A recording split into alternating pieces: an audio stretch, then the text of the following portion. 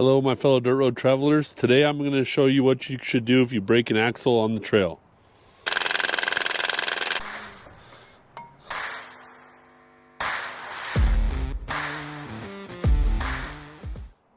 Alright guys, so obviously we're not out on a trail, we're at home on the lift, but changing the axle is the same. We're currently upgrading to RCV axles, so I got to pull this out, and this is a video that a lot of people have requested.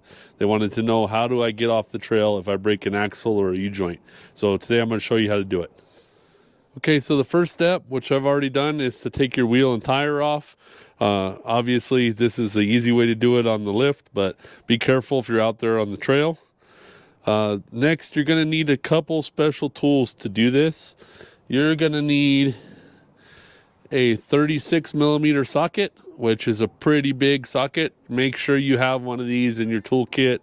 If you have a Jeep, JL, JT, I think this even fits a JK.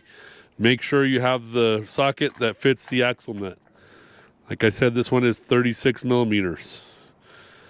The other thing you will need is socket's tight.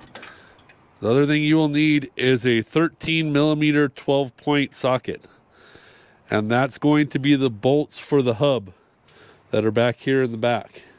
As you can see, they're a 12-point bolt, so the only way you're going to get those off is with a 12-point socket.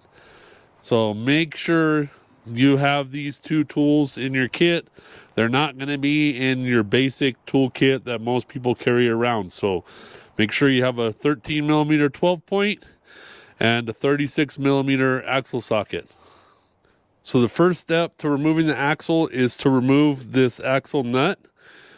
If you're on the trail and you don't have an impact to take this nut off, the best thing to do is to have somebody sit inside the vehicle and hold the brakes, and that way you can break this loose.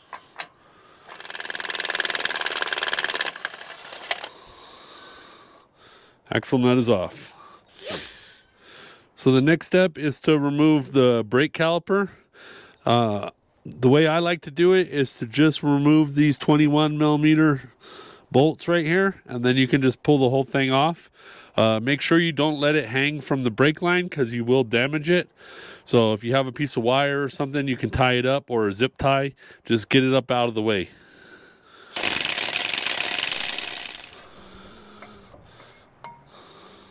Alright guys, so when I'm around the house, I like to use coat hangers to hang stuff, or mechanics wire, but I have more coat hangers laying around than mechanics wire, so it's usually coat hangers. Out on the trail, I probably would just hang this with zip ties. So make sure you have zip ties with you when you're out on the trail.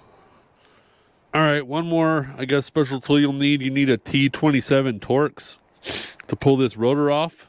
This step is not necessary if you have someone that can hold the whole hub assembly up out of the way.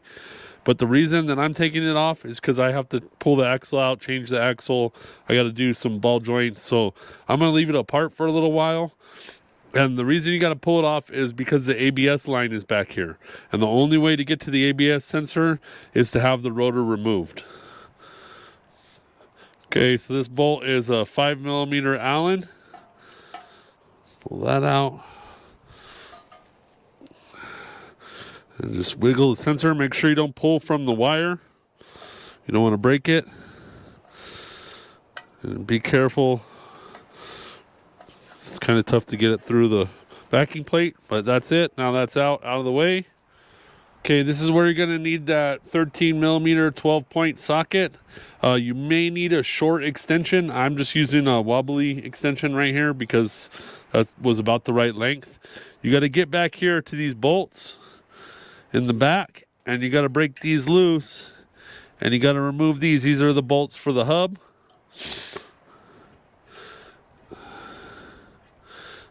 So if you guys if you lose a U-joint and that thing is flopping around, you may cause some damage to these bolts. So just be careful with that, because it's going to make them a lot harder to get off. And I'll show you one that's a perfect example of that right there. So that one got chewed up when we lost the U-joint. So I had to hammer the socket on there. So just keep that in mind. After you have all 3 bolts out from the back on the hub, you should be able to tap it a little.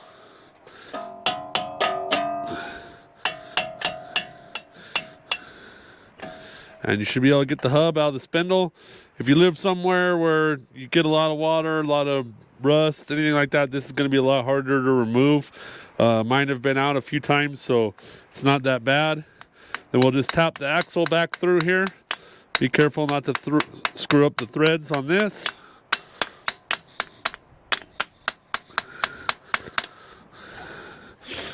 We'll get it off of there. Set that aside. So your axle, you're just gonna make sure your steering is straight. Grab that axle and just pull it right out of there. So if this was broken in here or something, you would see it. If it's broken out here, U-joint, which is normally what happens, then you'll just pull this whole thing out. And now you could just go right back together, put the hub back on, put everything back on, your brakes back together. Obviously, you won't be able to have the axle bolt on there, but you'll get all that back together. And then if you have a front locker, you can turn your front locker on, and that will drive your other tire still, and that will get you off the trail. Make sure you plug this hole in the axle with something, using a rag or something like that, because it will want to leak some oil out of the diff, and then you'll want to correct the level after that. But that's all it takes to get the axle shaft out. So if you break one on the trail, it's not going to ruin your day. You can take it out and you can keep on going. This does not work for all vehicles because Jeep has a sealed bearing. This allows you to run without the axle for a limited amount of time. If you don't have a sealed bearing or you have a tapered bearing like some of the Toyotas have, you'll have to use the end of the axle, the stub shaft, and put that back in and put the axle nut back on. So that way the bearing can't fall apart in your hub and your wheel won't fall off. So just keep that in mind if you have a different type of vehicle. All right, guys, so hopefully this helps some of you. If you ever break an axle or a U-joint out there on the trail, hopefully this will get you off. This is not a permanent solution. It's just temporary. Get you off the trail, get you to somewhere where you can get a U-joint or an axle and someone can help you out. But if you guys like this video, you like more stuff like this, you want to see other things, go ahead, drop a comment down below and let us know. But right now, you know the drill. I'm tired, hungry, and dirty, and that's going to be the end of this dirt road journey. Bye, guys.